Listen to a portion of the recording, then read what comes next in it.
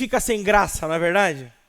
Imagina só um filme, mesmo com os melhores atores, mesmo com o melhor enredo, se você tira a trilha sonora do filme, parece que fica sem graça. Porque aquela música, porque aqueles sons ditam os sentimentos, fazem com que aquelas cenas ganhem sentido, ganhem vida. Da mesma forma, o nosso desejo, como Missão 58, como uma igreja centrada na palavra, é que os salmos, as músicas dos salmos, a poesia dos salmos, seja a trilha sonora do seu ano. Seja a trilha sonora que embale o seu ano, que faz com que as situações, as cenas do dia a dia ganhem sentido, ganhem propósito, ganhem cor. Amém?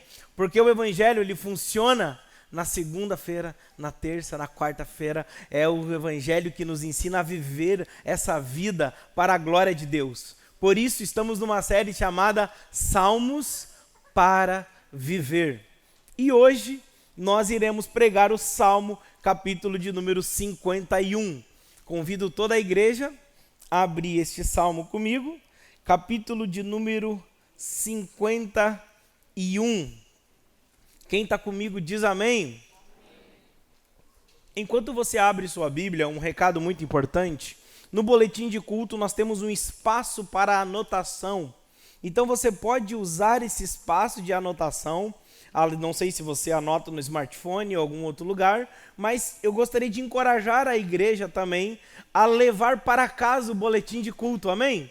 Ao final do culto você não deixa na cadeira. Você leva para casa e você vai meditar durante a semana naquilo que foi pregado, naquilo que foi cultuado. Você tem um espaço ali onde tem um QR Code com as músicas que nós cantamos aqui. Então você vai poder ouvir as músicas também com a nossa playlist ali no Spotify. Então leve para sua casa. Dessa forma, nós não desperdiçamos o papel, nós tornamos este papel com muito propósito, além aqui do domingo. Tamo juntos? Vamos juntos? Salmo 51. Todo o capítulo. Vamos junto, Deus vai nos dar graça, amém? Segura aí que até 1h30 o pastor termina.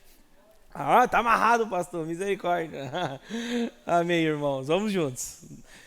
Palavra de Deus para nós nessa manhã. Compadece-te de mim, ó Deus, segundo a tua benignidade, e segundo a multidão das tuas misericórdias, apaga as minhas transgressões. Lava-me completamente da minha iniquidade, e purifica-me do meu pecado, pois eu conheço as minhas transgressões, e o meu pecado está sempre diante de mim. Pequei contra ti somente, e fiz o que é mal aos teus olhos, de maneira que serás tido por justo no teu falar e puro no teu julgar. Eu nasci na iniquidade, e em pecado me concebeu a minha mãe. Eis que te agradas da verdade no íntimo, e no oculto me fazes conhecer a sabedoria. Purifica-me com esopo e ficarei limpo. Lava-me e ficarei mais alvo do que a neve. Faz-me ouvir o júbilo e a alegria, para que exultem os ossos que esmagaste. Esconde o teu rosto dos meus pecados e apaga todas as minhas iniquidades. Cria em mim, ó Deus. Aleluia. Cria em mim, ó Deus, um coração puro e renova dentro de mim um espírito inabalável. Não me lances fora da tua presença, Senhor, nem me retires o teu Santo Espírito. Restitui-me a alegria da tua salvação e sustenta-me com o espírito voluntário. Então ensinarei aos transgressores os teus caminhos e os pecadores se converterão a ti. Livra-me dos crimes de sangue, ó Deus, da minha salvação, e a minha língua exaltará a tua justiça. Abre, Senhor, aleluia, abre, Senhor, os meus lábios, e a minha boca manifestará o teu louvor, pois não te agradas de sacrifícios, do contrário, eu os ofereceria, e não tens prazer em holocaustos. Sacrifício agradável a Deus é o espírito quebrantado.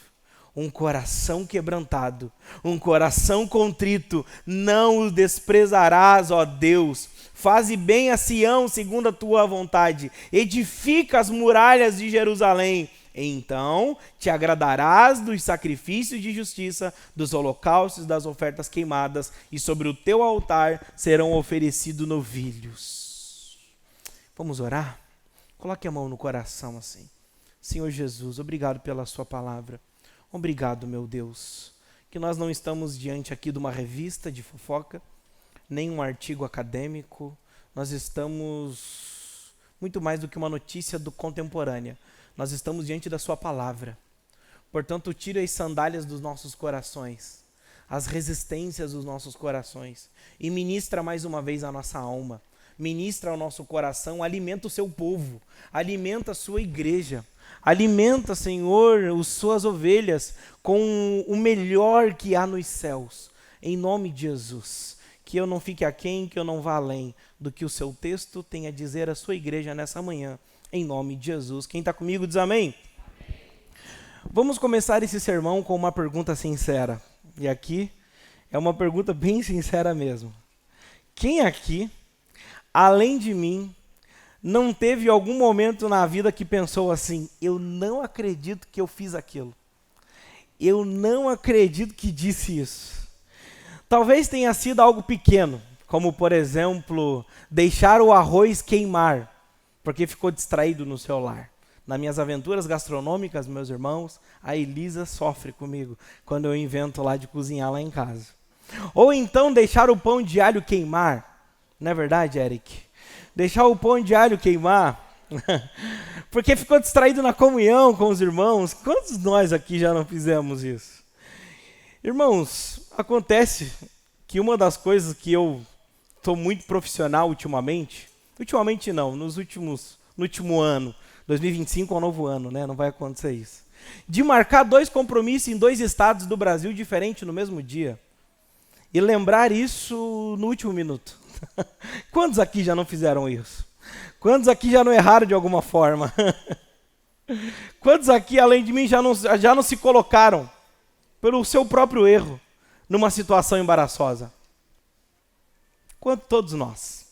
Eu sei que não é um anjo aqui pregando. E eu sei que também que eu não estou pregando para anjos. Não é verdade? Eu sei que, irmãos, nós muitas vezes nos colocamos em situações embaraçosas. Que a gente faz algumas coisas que a gente pensa assim: cara, eu não acredito que eu fiz isso. Eu não acredito, cara, como pôde passar desapercebido. Aquilo ali estava na minha cabeça. Ou até, você tem aquela experiência espiritual no final do dia.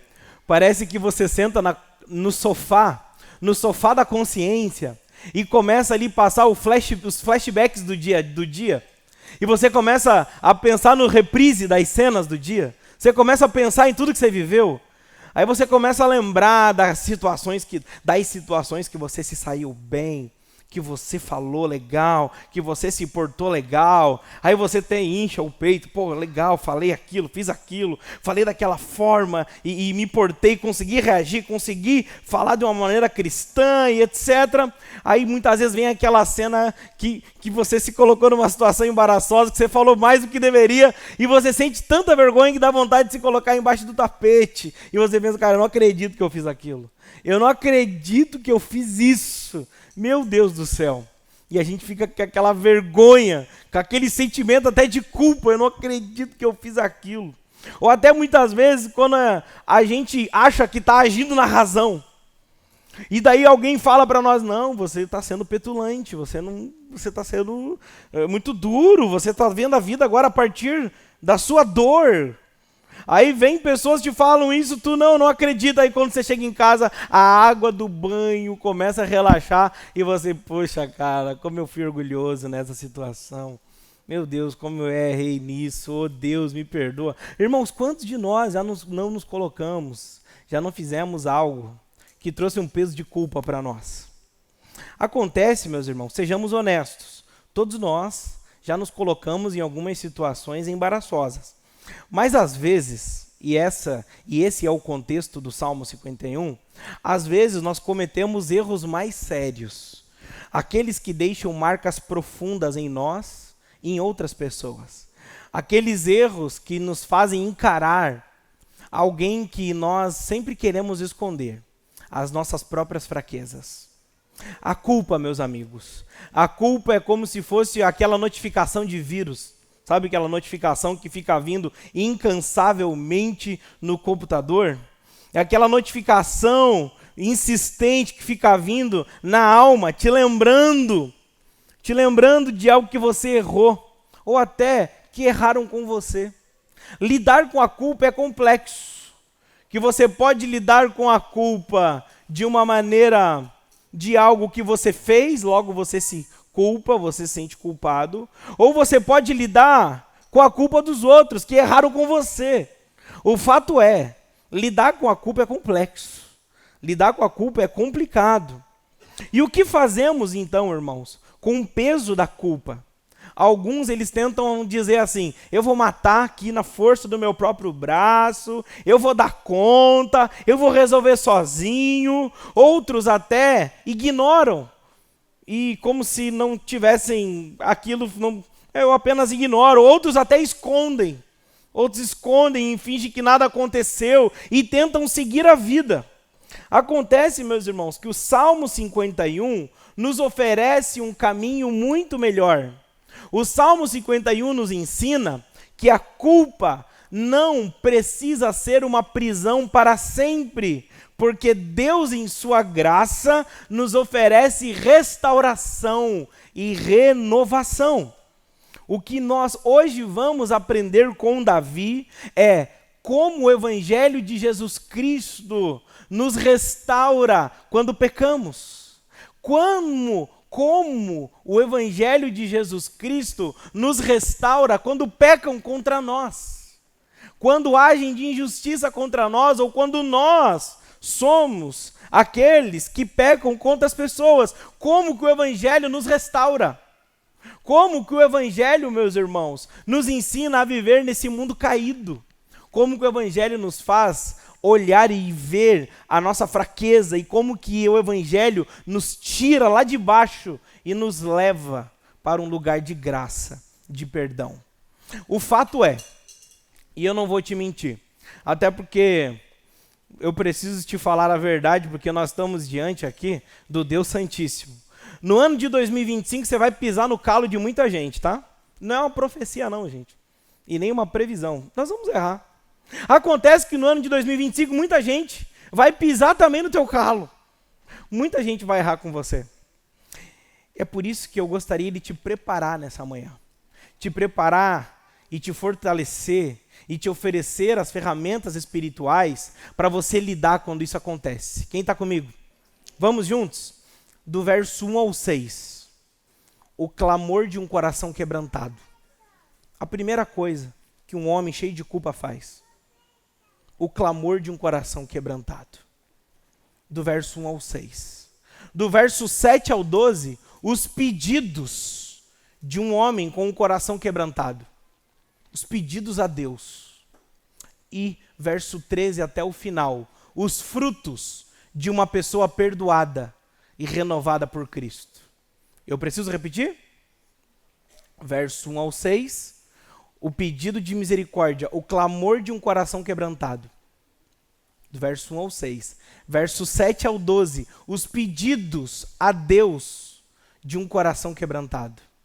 E dos versos 13 ao 19, os frutos de um coração quebrantado, de um coração perdoado, de um coração que encontrou a graça. Quem está comigo diz amém? Toda a história tem um contexto. E qual será o contexto do Salmo 51? Alexander McLaren, ele resume o Salmo 51 com muita maestria. Ele vai dizer assim: a alquimia do amor divino transforma a imundície do pecado em doces aromas de penitência em louvor. O que isso quer dizer? Se fôssemos resumir, o Salmo 51 numa frase seria: o Salmo 51 é um retrato poderoso de como a graça de Deus limpa a sujeira do pior pecado e também transforma o peso de culpa em hinos de adoração a Deus. Mas acontece que de quem então que o Salmo 51 está falando? O Salmo 51 está falando do rei Davi. Isso mesmo. Imagine uma tarde tranquila. Vamos retornar aqui alguns 1000 anos atrás, né? Vamos retornar aqui e vamos voltar à história. Imagina uma tarde tranquila em que Davi está em Jerusalém. E Davi, esse homem chamado de segundo o coração de Deus, está no telhado do seu palácio, que tem vista para toda a cidade que ele governava. E naquela vista toda que ele governava, aquela vista da cidade que ele governava, ele observa uma mulher tomando banho. Ele viu Batseba. E naquele momento seu olhar se transformou em cobiça, e a cobiça levou ele ao pecado, e o pecado levou ele a um duplo pecado, o pecado de encobrir o pecado. Davi não apenas pecou com Batseba, Davi procurou esconder o seu pecado com Batseba e apagar isso da história, ao ponto que ele pega o marido de Batseba. Gente, parece uma novela, né? Tá parecendo a novela da Globo isso aqui. Gente, ele pegou o marido da mulher que ele tomou do cara, e não é fuxico gospel isso aqui, isso daqui é 2 Samuel 12, ó, tá lá na Bíblia, lê lá. E ele mandou aquele homem, o marido dela, o soldado Urias, na frente do campo de batalha, no local onde os primeiros homens morriam em um confronto de um exército com o outro. Davi, ele tentou varrer para debaixo do tapete. Você já tentou fazer isso Já tentou fazer isso, varrer a sujeira embaixo do tapete? Acontece, meus irmãos, que funciona por um tempo. Mas chega um momento que a sujeira fica tão grande que nós começamos a tropeçar naquela sujeira embaixo do tapete. E foi isso que aconteceu. Chegou um momento, meus irmãos, que essa poeira que Davi ficou encobrindo embaixo do tapete ficou tão grande que ele tropeçou. E sabe qual foi o nome do tropeço de Davi? Sabe qual? Olha para quem está do seu lado e diz assim: um profeta. Pode ter certeza, meus irmãos, se tem uma coisa que Deus envia na nossa vida, são profetas. São homens e mulheres enviados por Deus para tirar, levantar o tapete, sacudir a poeira. Amém? 2025 é um ano de sacudir a poeira, irmãos. E Deus enviou, e a história conta que Deus enviou um homem chamado profeta Natã. E esse homem, qualificado como profeta, chegou diante de Davi, e chegou para o seu amigo de Davi, e trouxe uma parábola de 2 homens, um homem rico e um homem pobre. Davi começou a dar atenção à história, e o profeta Natã começando a contar aquela história, mais uma história de novela aqui. O profeta Natã começa a contar a história que um homem rico tinha uma grande fazenda, uma grande propriedade, muitos animais, e acontece que existia outro homem, um homem pobre que não tinha muitos animais, e o homem rico rouba do homem pobre para servir de jantar a ovelha, a única cordeirinha do homem pobre, na verdade. O homem pobre só tinha uma única cordeirinha, que amava, que cuidava e que serviria de sustento para sua família. E aquele homem rico rouba a única cordeirinha daquele homem pobre. E aquela única cordeirinha é servida para o hóspede do homem rico. E acontece que Davi, ao ouvir essa história, todo mundo conhece um pouco de Davi aqui, né, gente? Davi, eu imagino que ele fica assim com raiva. E o 2 Samuel 12 vai contar que Davi levanta a voz. Que Davi fala: isso é inadmissível. Esse homem tem que morrer.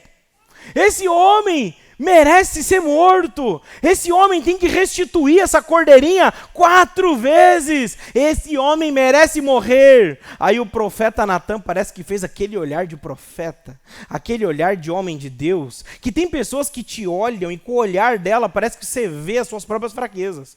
Parece que Deus descortina a sua alma, não é verdade? Tem gente que vive em tanta santidade que quando você chega diante dela parece que Deus está ali e parece que você fica tipo assim: cara, não tem onde eu me esconder aqui, porque é Deus falando. E era esse momento que Davi estava vivendo. E o profeta Natã olha para Davi, ao Davi dizer que o homem rico deveria morrer pelo pecado que ele cometeu. O profeta Natã olha dentro do olho dele e fala: tu é este homem. Naquele instante, meus irmãos, parece que o silêncio, assim, parece que o episódio acabou. Parece que aquele episódio acabou. Parece que tudo parou, assim, tipo. E aquela sensação de nós que estamos assistindo essa novela é: o que será que vai acontecer depois? Porque um profeta confrontando o pecado de um rei? Como assim? O que esse rei vai fazer? Davi estava brabo, Davi que estava disposto a matar o marido que matou seu amigo Urias para encobrir seu pecado, o que ele não estaria disposto a fazer com aquele que estava confrontando o seu pecado? O que ele estava disposto a fazer? Ele estava disposto a tudo ali. Estava disposto a profeta Natan perder a cabeça. Acontece que começa a outra cena. E a outra cena, sabe o que é? Não é Davi se vingando. Não é Davi dizendo que quem me viu na prova e não me ajudou, quando veio na bênção vai se arrepender. Não é Davi escrevendo uma história de superação. Na verdade, o próximo capítulo é o Salmo 51. É Davi confessando o seu pecado. É Davi se colocando diante de Deus. Do verso 1 ao 6 é isso que acontece, irmãos. E aqui é o nosso primeiro ponto. O clamor de um coração quebrantado. Olhe no texto comigo, abre sua Bíblia comigo, versículo de número 1. Tem misericórdia de mim, ó Deus. Só até aí. Primeiras palavras que o rei se dirige. Ele não chegou dizendo bem assim, mas Deus, mas eu, mas não sei o quê, mas não sei o quê. Não, tem misericórdia. Tem misericórdia, Deus. Você já viu uma criança quebrar algo muito precioso? Você já viveu essa situação? Você está na casa de alguém e aquela pessoa tem um objeto muito caro. Aí o que as suas crianças fazem? Elas brincam. Ela tem milhões de lugares para ir brincar. Elas vão brincar bem do lado daquele objeto precioso. E aquela criança quebra aquele objeto precioso. O que aquela criança faz depois que quebra? Normalmente ela vai correndo para os pais. Ela vai correndo para os pais primeiro porque ela sabe que não tem como consertar. Ela sabe que fez algo errado. Ela vai correndo para os braços do pai. Ela vai correndo para os braços do seu pai. Isso é muito interessante, foi isso que Davi fez. Davi quebrou algo muito precioso. Davi quebrou a sua relação com Deus. Davi quebrou uma família. Davi marcou uma família. E não apenas a sua. Davi não destruturou apenas a sua família. Porque Deus disse que por causa desse pecado, a espada nunca iria se afastar da casa de Davi. Davi quebrou algo na sua família, que iria marcar a sua família para o resto da vida. Davi também marcou a família de Urias, que perdeu um homem totalmente inocente na história. Davi tinha quebrado muitas coisas por aí. E acontece, meus irmãos, que Davi faz algo que todos nós devemos fazer quando as coisas quebram. Ir correndo para Deus. Ir correndo para Deus não para justificar nossos erros, mas ir correndo para Deus, pedir misericórdia. As primeiras palavras de Davi são simples, mas profundas. Tem misericórdia de mim. Davi não começou com justificativas. Davi não tenta negociar. Davi não tenta argumentar. Davi entende que a misericórdia divina é sua única esperança. Por exemplo, meus irmãos, diante dos nossos fracassos, sabe qual é o nosso maior inimigo? Não é Deus, é a nossa própria justiça própria. Diante dos nossos pecados, o nosso maior inimigo não é Deus, porque Deus está disposto a nos perdoar e nos restaurar, amém? O problema é a nossa justiça própria. Imagina se Davi pecasse, chegasse diante de Deus e falasse bem assim, ah Deus, mas Saul foi pior. Eu sou o rei, e isso faz parte das minhas prerrogativas. A culpa, Deus, foi de Batseba. Ela não deveria estar tomando banho à vista do palácio do rei. Ela que se colocou numa posição vulnerável que me levou ao pecado. Davi, meus irmãos, ele não usa de justiça própria. E além de Davi não se esconder atrás das justiças próprias, Davi também não se esconde atrás das suas vitórias. Davi poderia ter falado assim, Deus, poxa Deus, eu fui aquele pequeno garoto que derrubou o gigante Golias. Ô Deus, agora eu tenho um crédito aí, né? Eu tenho um pouco de crédito, ô Deus. E todas as vezes, aqui para mim poderia ser um baita argumento para ele usar. E Deus, de todas as vezes que eu poupei Saul, você sabia, né, que Davi passou um grande período da vida dele fugindo de Saul. Um homem que não queria ele vivo nem em nenhum lugar do mundo, queria Davi morto. E esse homem perseguiu Davi muitos anos. E Davi sem culpa no cartório. E o homem foi perseguido por Saul. E sabe o que é o pior? Davi teve inúmeras oportunidades para matar Saul.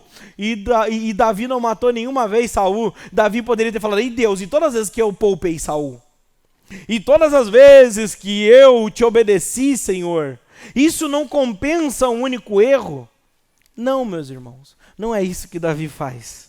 Davi entende, guarde isso no seu coração, leve esse princípio para 2025 na sua vida, para que você possa viver uma vida cristã debaixo do evangelho, da graça de Deus, uma vida cristã que glorifique a Deus. Davi entende que nenhuma vitória do passado justifica ou compensa o pecado no presente. Mas, pastor, eu tenho 30 anos obedecendo a Deus, isso não conta? Eu posso agora, né? Eu posso, pastor, eu já obedeci tanto a Deus, eu já preguei, eu já liderei célula, eu já subi monte, já subi vigília, já orei por pessoas, elas foram curadas, já evangelizei, já batizei pessoas, eu já vi coisas incríveis, Deus, agora eu posso ficar aqui no meu cantinho, viver para mim mesmo? Deus está falando não. Nenhuma vitória do passado justifica a nossa desobediência no presente. Nenhuma. A cada dia que se renova, nós somos chamados a um compromisso renovado com Deus. O pão nosso de cada dia nos dá?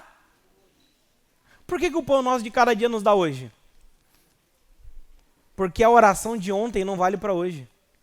Você sabia disso? A oração de ontem não vale para hoje. O devocional de ontem não vale para hoje. E o seu devocional de hoje não vale para amanhã. Sabe por quê? Porque basta cada dia o seu próprio mal. Nós temos que acordar todos os dias e chegar diante de Deus e falar: Deus, tem misericórdia de mim, Senhor, eu me coloco diante de você, viver uma vida diante de Deus, não uma vida de eventos, não uma vida de retiros, não uma vida de conferências, e nem uma vida só de domingo, mas uma vida em que aquilo que é ministrado domingo pendula em nossa vida, reverbera em nossa vida na segunda, na terça, na quarta, na quinta, na maneira como eu negocio, na maneira como eu trato meus filhos, na maneira como eu trato a minha esposa, na maneira como eu me relaciono nas redes sociais, a maneira como eu me porto, como eu me visto, como eu como, como eu escolho, o que eu faço, o que eu penso. O evangelho, meus irmãos, deve ser a forma que deve moldar todas as outras coisas em nossa vida. E Davi, ele vai mais profundo. Davi, ele começa a nomear o seu pecado. Porque assim, para pensar, né? Davi, ele tinha tudo para simplesmente trabalhar sua autojustiça, justiça própria, e Davi vai mais fundo. Davi, no verso 1 ao 3, ele começa a qualificar, ele começa dizendo assim: Deus, eu transgredi, Deus, eu tenho iniquidade, e Deus, eu pequei. Meu Deus do céu, como assim? Por que tantos sinônimos para a mesma situação? Até parece que é sinônimos, mas é um conjunto de palavras que estão dentro do mesmo ecossistema de significado, mas cada palavra fala um pouco dos seus pecados. Por exemplo, sabe o que significa transgressão? Quando Davi fala que ele transgrediu contra Deus, sabe o que significa? Deus, eu conscientemente pequei contra o Senhor. Eu não fui levado, eu não fui induzido, eu não fui manipulado, eu não fui persuadido.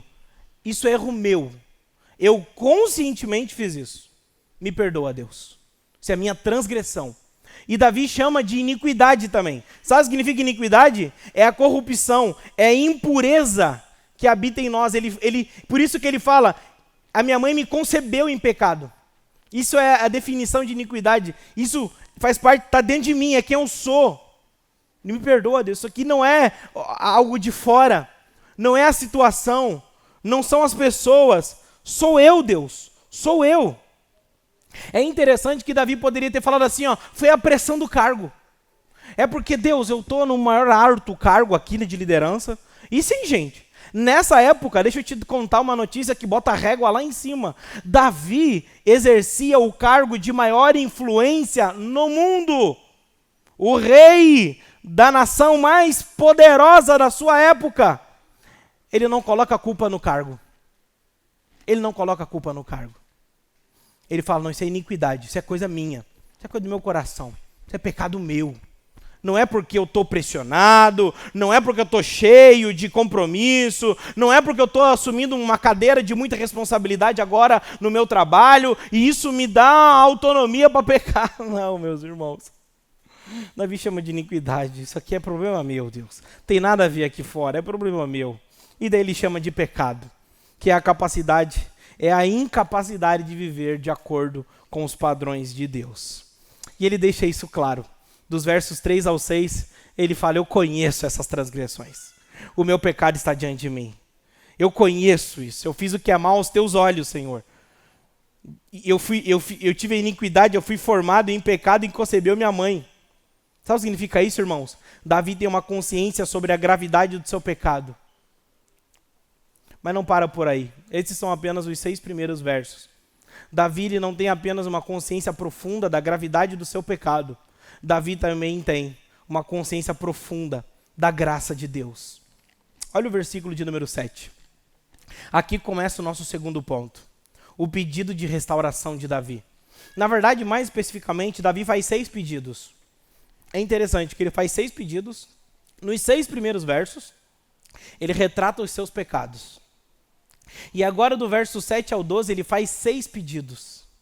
É como se fosse para cada pecado meu, existe uma dose de graça divina a ser depositada, a água que vai me limpar, que vai me purificar, que vai me limpar completamente. Olha o primeiro pedido dele. Purifica-me com esopo e ficarei limpo. Lava-me e ficarei mais alvo do que a neve.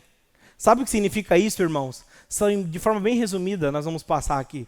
São imagens que apontam para a graça transformadora de Deus. Purificar com esopo nada mais era, meus irmãos, a maneira como Deus limpava, trazia purificação nos momentos de adoração no Antigo Testamento, no tabernáculo.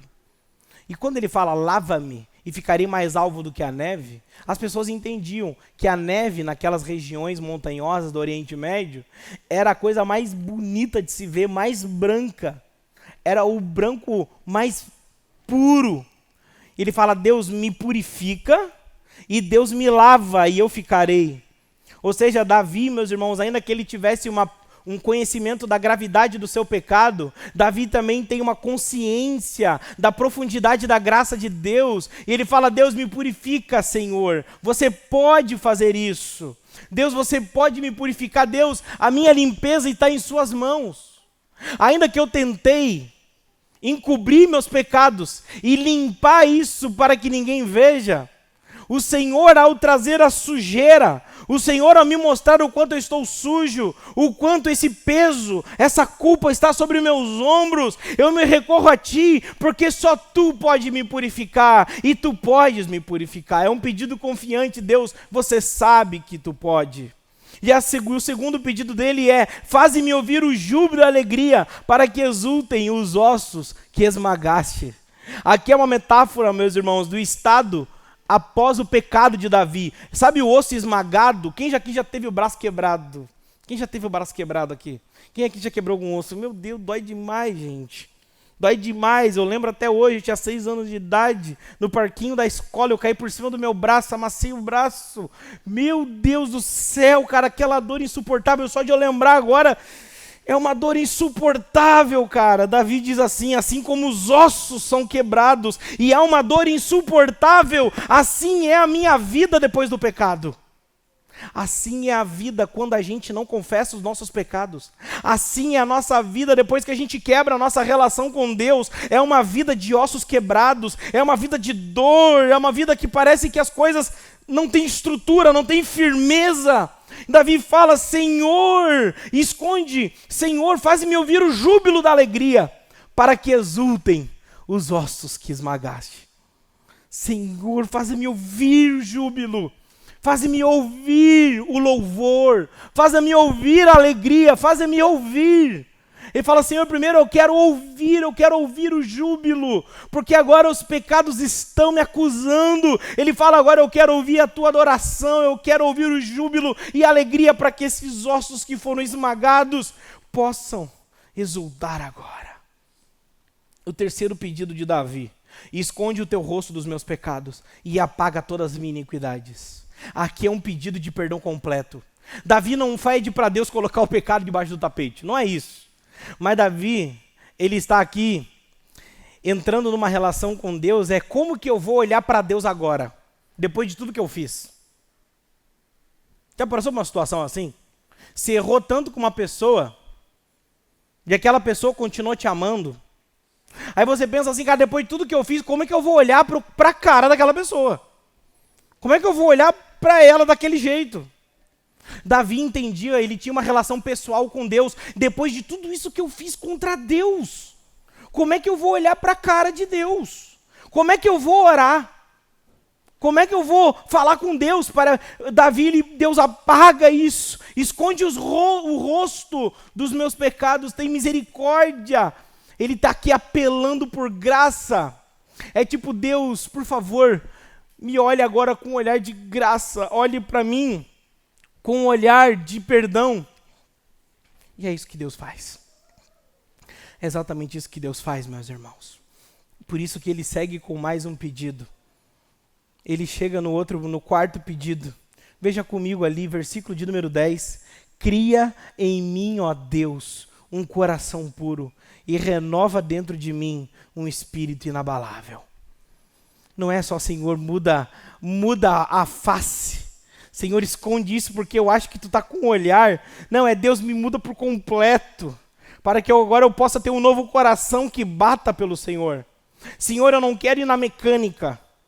Eu não quero ir na mecânica melhorar um pouquinho. Deus, eu quero que você quebre esse vaso e faça tudo de novo. Essa palavra cria em mim, sabe o que é legal? É a mesma palavra usada para Deus criar as coisas em Gênesis capítulo de número 1.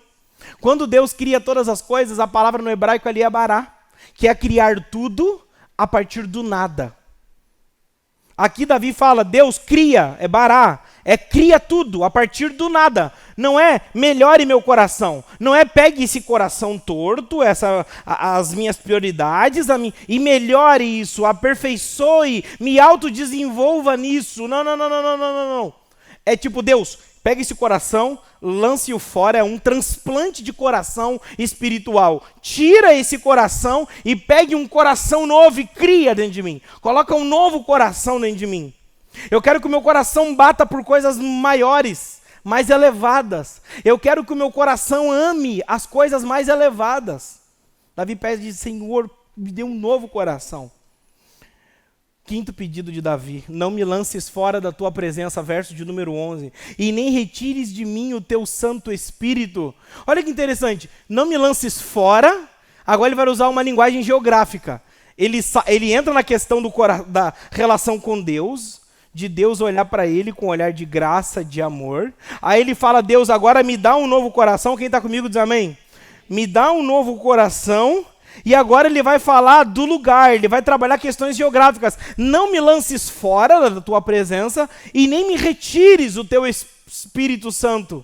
Olha quem está falando isso, é o rei Davi, meus irmãos.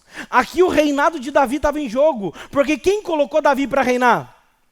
O próprio Deus. Quem deu o palácio para Davi? O próprio Deus. Quem deu tudo que Davi tinha? O próprio Deus. E Davi não orou para Deus preservar o palácio? Davi não orou para Deus preservar o ouro? Davi não orou para Deus preservar a autoridade, a liderança, o status social? Davi estava se lixando com isso. Davi só não queria ficar sem Deus. Eu posso ficar sem palácio, mas não me tire da tua presença. Eu posso ficar sem ouro, mas não me retires o teu espírito. Eu posso ficar sem status social, mas eu não quero ficar sem o Senhor.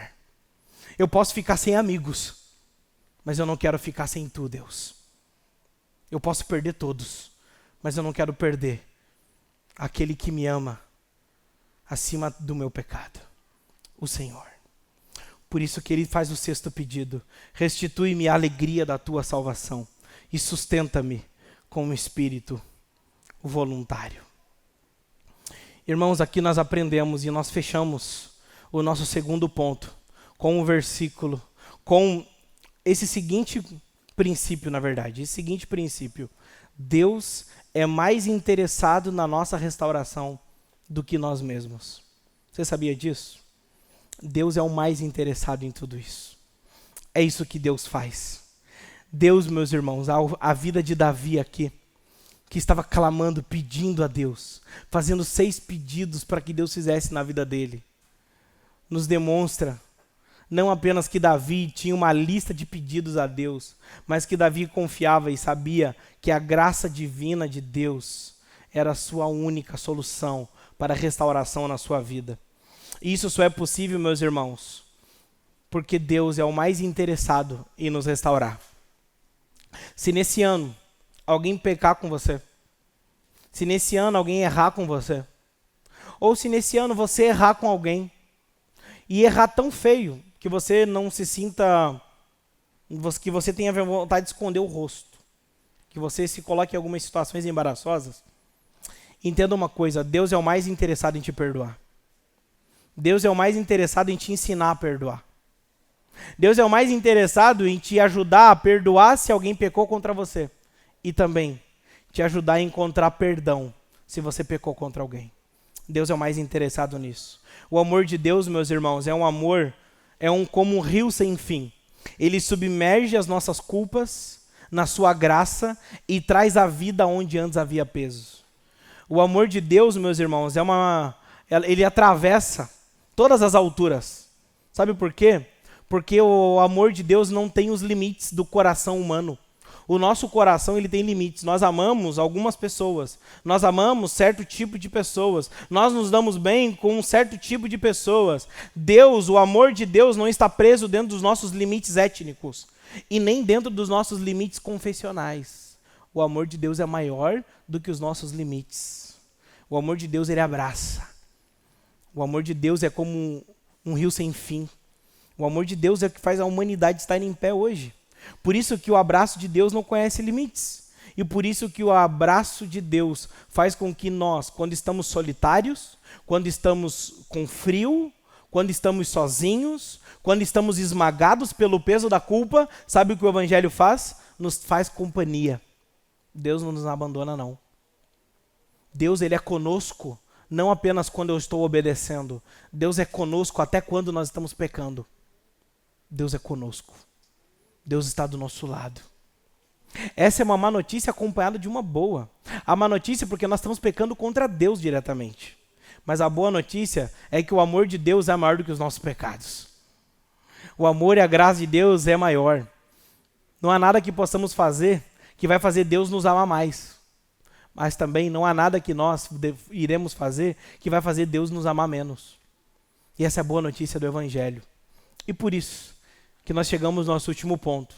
Davi agora, dos versículos 13 até o final, ele vai apresentar os frutos de uma vida agora perdoada, encontrada pela graça. Versículo de número 13, acompanha comigo lá que nós estamos concluindo agora. Esse terceiro ponto são as aplicações desse sermão.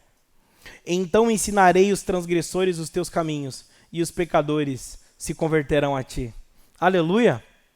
Queridos irmãos, o homem que matou outro homem está falando que agora irá ensinar aos homens o caminho do Senhor. É isso que Deus faz. É isso que Deus faz. Depois que esse homem Davi chega diante de Deus, pede misericórdia, clama por misericórdia, não se auto-justifica. Ele chega diante de Deus, pede misericórdia e começa a fazer pedidos. Porque sabe que Deus é misericordioso. Deus me purifica com esopo. Deus me lava como eu ficarei mais alvo do que a neve. Deus, por favor, faz-me ouvir o júbilo da alegria para que os meus ossos que esmagaste agora voltem a ter alegria. Deus, me cria em mim um novo coração. Me dá um espírito firme. Deus, apaga o rosto.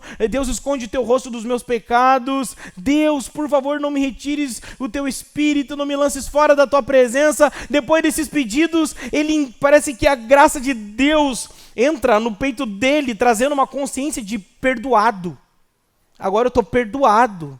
Agora eu sou amado. Eu estou diante de Deus. Agora eu estou posicionado diante de Deus. Não há mais tempo para lamentos. No versículo de número 13, ele começa, então.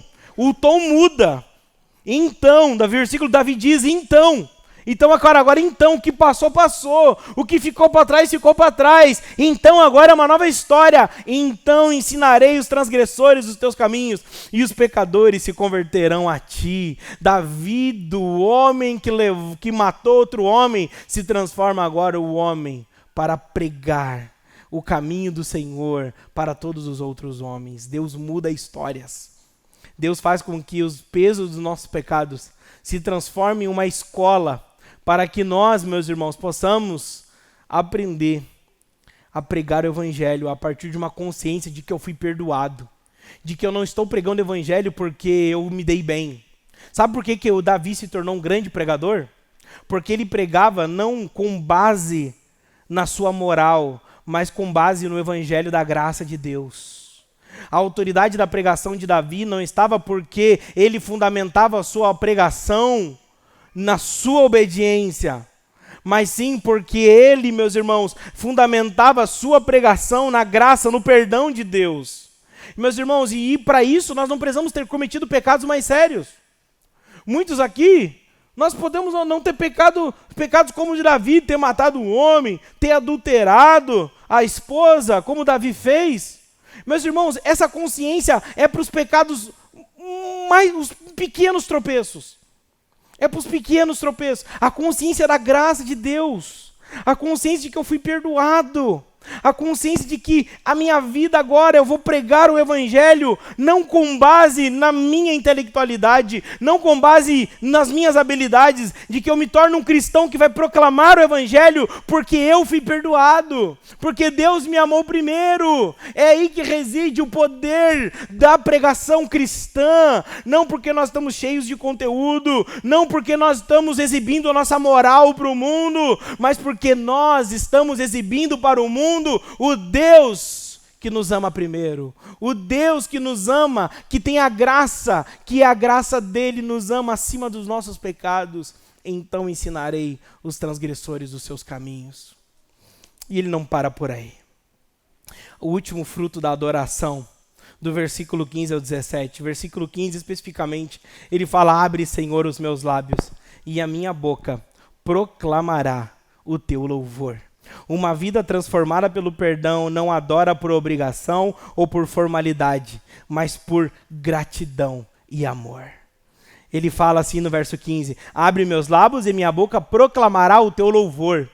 Versículo 13, ele fala que agora ele se posiciona como alguém que vai proclamar, que vai ensinar os caminhos para os outros homens. E no versículo 15 agora ele fala que pede para Deus abrir a boca para ele louvar a Deus.